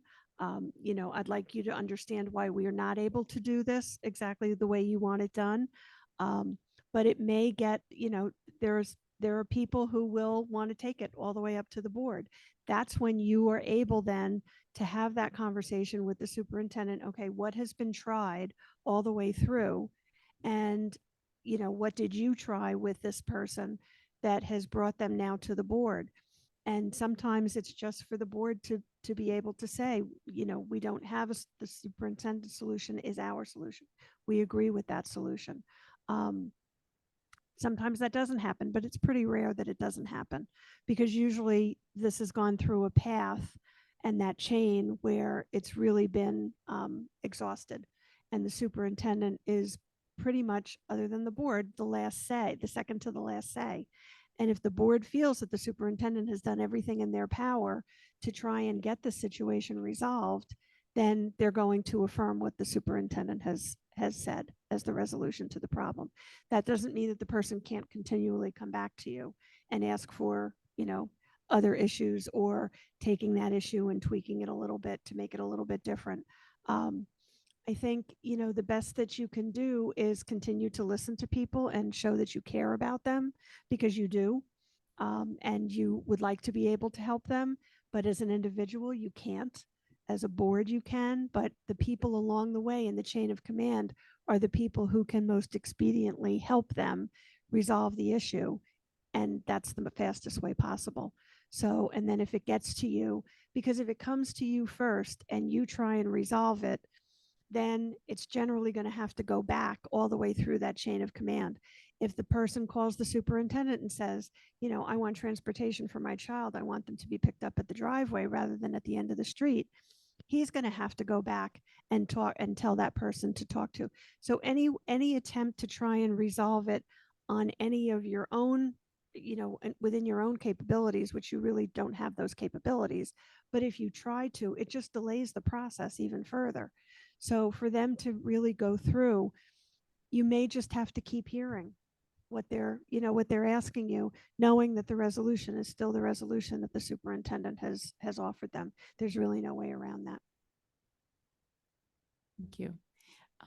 And probably the last thing, and this is a topic that we talk about a lot. So, like, amongst ourselves, in terms of, everybody here gets to have their own vote, right? Everyone has, so I guess, I think part of what sometimes there's different ways to look at that vote and different ways to look at, like, for instance, when I went through ethics trainings previously, I was always told, and I don't know if, things evolve. So I don't know if we're still in the same place, but, I was always told, whatever your vote is, you can have your vote, or whatever your opinion is at the end, after the board has made a decision and there's a majority decision, at that point in time, whether I liked it or not, whether I agree with it or not, I'm part of the board. I have to get behind it. I mean, is that still how it's being looked at, or has Yes. there been changes with that? Nope, no change to that. Okay. So what we recommend, and most of the time, board members are going to be in the majority.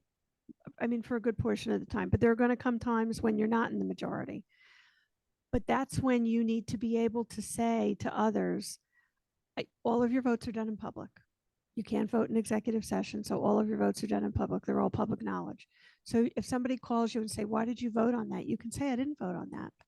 But I do respect the authority of the majority opinion of the board, and I will support that. I didn't vote that way, but I do feel that the majority of the board makes that decision. And if that's what their decision was, then I'll respect that. Because if you can't respect as a board member the majority opinion of the rest of the board, you can't ask anybody in your in your community to respect that. You need to be able to respect that. Sometimes it's going to go your way. And I will tell you, I was in the minority opinion a couple of times in my 9 years on the board, and it stunk. It was not easy, and I was not happy. And I didn't want to say, this is just fine with me. So I didn't say it's fine with me. I said, I respect that the majority opinion of the board was what it was, and I will respect that. I don't have to run through the streets with pom-poms saying, rah, rah, rah, the board voted this way and I voted the opposite way. But I do need to respect the authority of the board. And that's really the only way to do it. Otherwise, you can't ask anybody else to. So that has not changed. Thank you. I'm sorry. Lots of things have changed. There, but that well, has there not. are, and there's a lot. I mean, it was just, I don't know, for me, there was something very relevant that was very recent that I'm Mhm. like, oh, we got to make a change. Yeah. One No, thing you it's- brought up, yeah. I mean, a lot of stuff. It stinks to be in the minority opinion, but all your votes are public votes. You either yay or nay, either roll call or hands up or voice vote, whatever it is. But you don't have to say you voted for something if you didn't. And you could say, I didn't vote for that. These were my reasons, but the majority of the board decided to vote for that. And I respect it. Well, thank you for letting me ask those questions. You're welcome. I didn't mean to delay us. All right, it wasn't That's that okay. long, Dr. If anybody has any questions, you can give me a call. Okay. Or shoot me an email. Thank you so much. That was Thank you. fantastic and so helpful. You're welcome. Have a good rest of the evening. Are there any extra there? I think there are any extras. Are there? Okay. Okay, so we need you two. Thank you so much. And I will make a motion to adjourn at 7:33. Do I have a second? Oh, Dr. Rude. All in favor? Aye. Motion carries. Meeting is adjourned.